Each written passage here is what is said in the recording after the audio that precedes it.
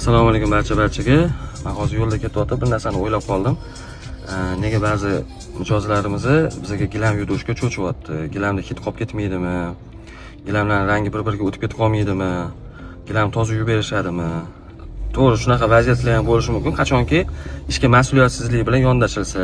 Lekin men o'zim jamoamga shu narsani aytganman, har bir mijoz gilamini xuddi o'zimizning gilam yuvganda yuvib berishimiz kerak deb. Chunki ishda qachon baraka bo'ladi, ishga halollik bilan, to'g'ri so'zlik bilan yondashilsa, o'shanda baraka bo'ladi. Men o'zi gilam sohasiga 3 oy bo'lgan bo'lsa kirib kelganimga, o'zim tadbirkorlik sohasi bilan 16 yildan beri shug'ullanib kelaman. O'zimga yarasha klientskiy baza va o'zimga yarasha tanishlarim bor. Meni savdoda qanaqa ish yuritishimni meni bilganlar, taniganlar biladi. Halollik bilan to'g'ri so'zlikni birinchi o'ringa qo'yaman. Shunga bizga ishonsanglar bo'ladi. Premium Clean Service jamoasiga murojaat qilinglar. Biz hali ham shu nomerdamiz. Barchaga rahmat, kuningiz xayrli bo'lsin.